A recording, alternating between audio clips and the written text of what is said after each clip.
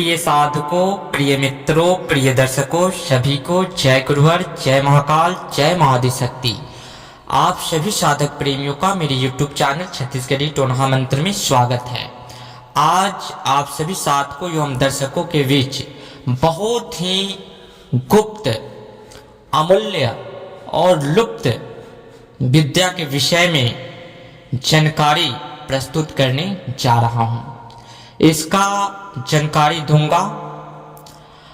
आज का जो जानकारी अति दुर्लभ है और तंत्र का एक अभिअंग हिस्सा है। तंत्र का यह एक महा गुप्त विद्या है। तंत्र का यह एक सार है और यह हर साधक को जानना बेहद जरूरी है। और इस विद्या को संपूर्ण सृष्टि में बिरले कोई जान पाता है, और जो जानता है वो इस विद्या को अपने साथ लेकर के जाता है। वह विद्या अपने प्रिय से प्रिय शिष्यों को भी वह देना नहीं चाहता है। आज हम वैसी विद्या के बारे में आपसे चर्चा करेंगे। वह कौन सी विद्या है जो प्रिय से प्रिय शिष्य को भी गुरु नहीं प्रदान करते हैं, और वह विद्या अधिकतर जो उसके साधक होते हैं वो अपने साथ लेकर के जाते हैं।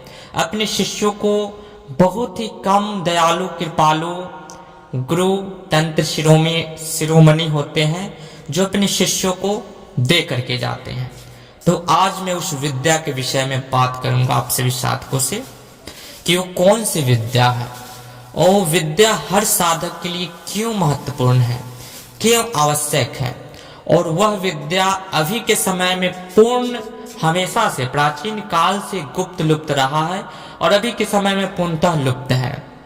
उस विद्या की जानकारी ना तो आपको संपूर्ण गूगल पे मिलेगा, न ही किसी प्राचीन से प्राचीन बुक में आपको मिलेगा, ना संपूर्ण यूट्यूब चैनल पे उसकी जानकारी आपको मिलेगा।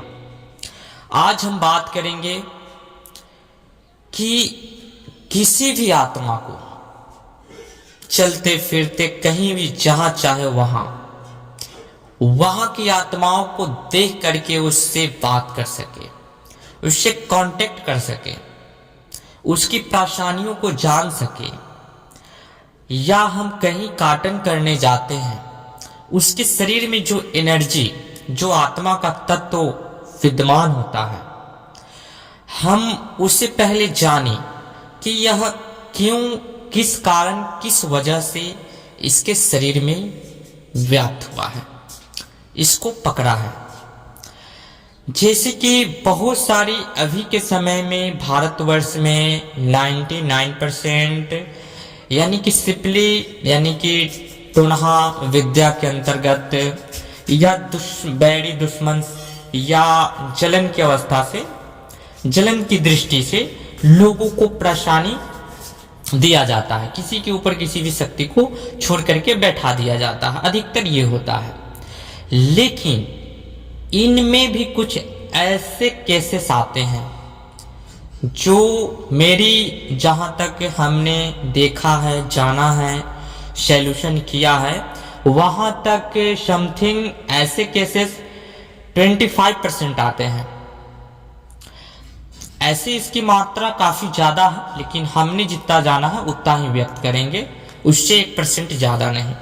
तो हमने जो अभी तक इसके बारे में जाना है, 25% ऐसी चीजें, ऐसी आत्मा जो बदला की भावना से, जिसके साथ गलत हुआ होता है, किसी ने उसे अपने विश्वास में लेकर के उसके साथ विश्वासघात किया होता है, किसी ने मतलब कि एकदम अजीज से अजीज, यानी कि प्राणों से बढ़ करके भी जिस पे बिलीवनेस होता है, उसके साथ वो गद्दारी, धोखा करता है।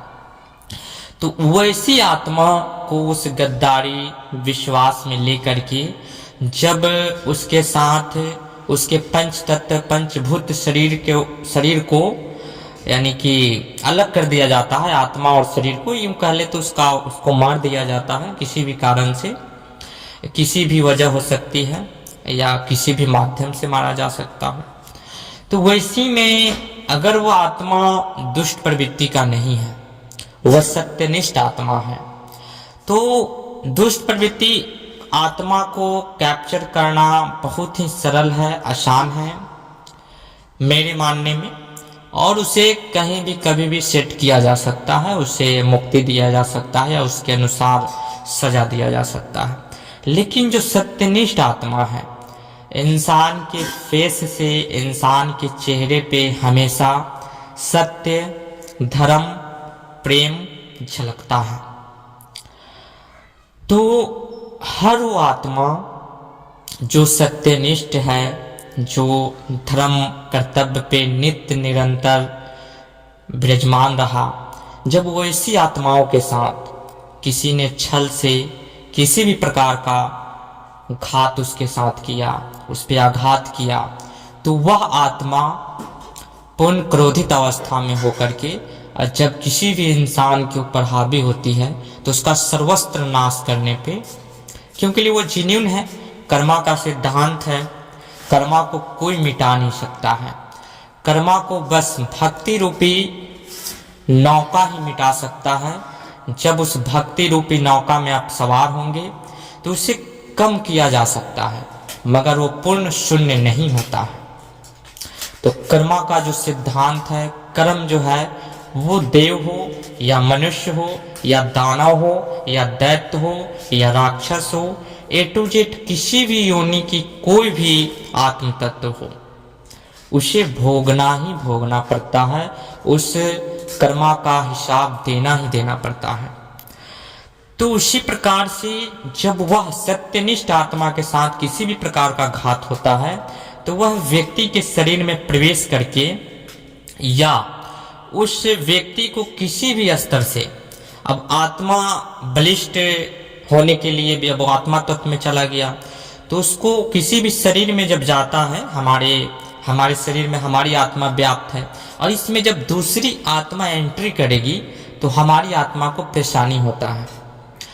अगर हम दूसरी आत्मा को लेना चाहते हैं तो हमारी जो आत्मा है उसे अष्टांग योग के माध्यम से, सबसे सर्वश्रेष्ठ वह विधि है, या उसके अलावा तंत्र विधि से हम अपनी आत्मा को शून्य चेतना में ले जाएंगे।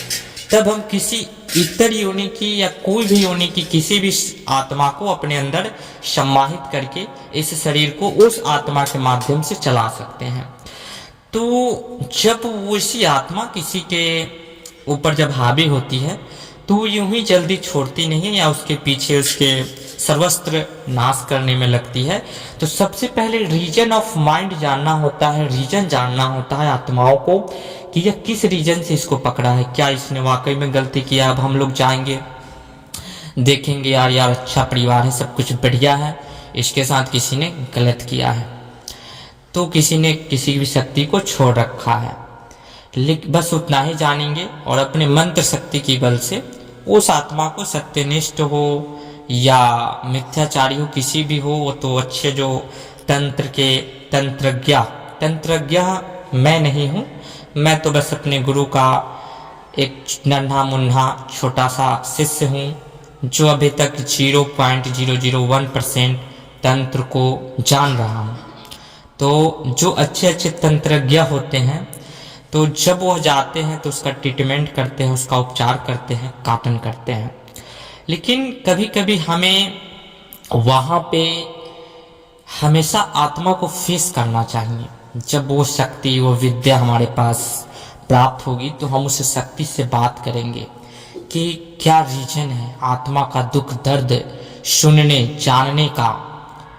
विद्या से जब हम उससे कांटेक्ट करेंगे, जानेंगे, देखेंगे, उसकी आत्म विति या उसकी आप बीती जब सुनेंगे तो वह करुणामयी, जब एक दर्वित इंसान के सम्मुख हम लोग करुणामयी हो जाते हैं तो आत्मा तत्व है जो अमर है, तो उसकी भी पीड़ा जाननी चाहिए, और फिर उसके साथ सॉल्यूशन करना चाहिए ताकि उस आत्मा का भी उद्धार हो सके। और यहाँ पे इन लोगों को भी पनिशमेंट देनी चाहिए, क्योंकि ये कर्म का सिद्धांत है। वो तो मैं अपने तपोबल से या मंत्र की शक्ति से काट दिया, लेकिन वो तो उसको चुकाना ही चुकाना है। साथ में उसकी भागीदारी तंत्र काट करने वाले व्यक्ति के ऊपर भी आता है। तो इन सारी चीज़ों पे अगर डिस्कस की जाए तो काफ़ी एपिसोड इसके ऊपर बनेंगे और वीडियो काफ़ी लंबा हो जाएगा। तो शॉर्ट में हम आप लोग के समक्ष व्यक्त किए हैं। साथ ही इस मंत्र और विधि आप लोग को आज मैंने शुरू में ही बताया कि जानकारी और चर्चा करेंगे। तो इसकी जो विधि है आत्माओं से बात करने का, आत्माओं को रूबरू देखने का, जब जहाँ जैसे चाहे वैसे देख करके कांटेक्ट करने का, आई कांटेक्ट करने का, फेस करने का, उससे टॉक करने का, उससे बातचीत करने का, जो छत्तीसगढ़ी ग्रामीण विद्या है, अलौकिक दिव्यमय विद्या है, जो सार है संपूर्ण सृष्टि का विद्याओं में, वह विद्या आप लोग के समक्ष प्रस्तुत करेंगे इस YouTube चैनल पे कि आत्माओं से कैसे बातचीत की जाती है, किस मंत्र के माध्यम से, और कैसे उसे हम देख सकते हैं। इन सारी विषयों पे हम आप लोग के इस YouTube वीडियो के माध्यम से संपूर्ण जानकारी देते हैं।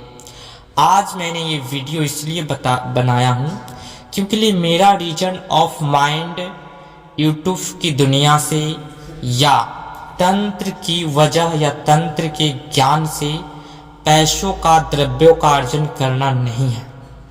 आप लोग देख सकते हैं कि हमारे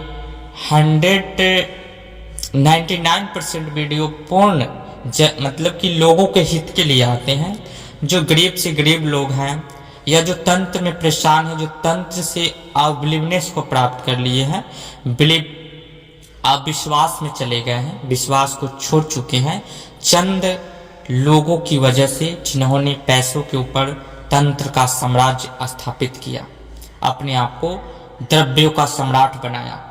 तो उन लोगों की वजह से जो तंत्र से लोग अविश्वास में चले गए हैं। तो मेरा रीजन यह है कि मैं जो वास्तविक तंत्र है उसे इस धरा पे पुनः अवतरित करूं, पूर्ण रूप से लोगों को रूबरू कराऊं कि तंत्र क्या है। अगर अच्छे तंत्र ज्ञाता से किसी भी व्यक्ति का सामना हो जाए तो फिर अगर वो अपनी मूड में आ जाए तो तंत्र क्या होता है वो तो खैर बता ही देगा। लेकिन फिर भी तंत्र को आप अपने स्तर से उसे आत्मसात करके जाने समझे कि तंत्र होता क्या है। रीजन ऑफ माइंड मेरा यह है कि वास्तविक तंत्र को इस धराधाम पे, भारत भूमि की और यहाँ के तमाम दर्शकों, आम जनमानस तक जो तंत्र प्रेमी है वह इन विद्याओं को जाने समझे, आत्मसात करे और लोगों का उत्थान करे। पहले खुद का उत्थान करे, फिर लोगों का उत्थान करे।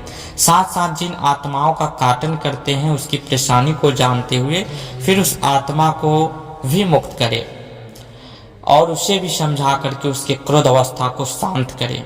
फिर जिसने किया उसको भी पनिशमेंट उसी के द्वारे, उससे बात करने के बाद वो कैसे मानता है, तब जाकर के कर्मा वहाँ पे शून्य होता है। तो इन सारी चीज़ों को देखते हुए वह गुप्त विद्या जो कोई नहीं देगा, वह मैं YouTube पर आप लोग के समक्ष, जो अकल्पनीय है, जो कल्पनाओं से भी परे है, वैसी विद्या आप लोग के समक्ष हमेशा प्रस्तुत करूंगा। और यही मेरा उद्देश्य है। हमारे यहाँ तंत्र, मंत्र, यंत्र, किसी भी विद्याओं को सिखाया जाता है वह निःशुल्क सिखाया जाता है। मेरे यहाँ सिर्फ समय शुल्क लिया जाता है, जो मैं आपको समय दूंगा उसका शुल्क लेता हूँ। मंत्र मेरे यहाँ A से Z तक निःशुल्क सिखाए जाते हैं। मंत्रों के ऊपर कोई कॉस्ट नहीं होता है।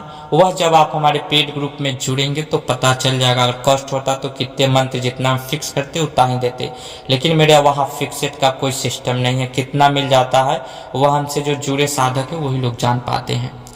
तो आज के लिए जानकारी इतना ही। आज का जो चर्चा यहीं पे संपन्न होता है। फिर नेक्स्ट वीडियो में चर्चा करेंगे। तब तक के लिए विदा लेते हैं।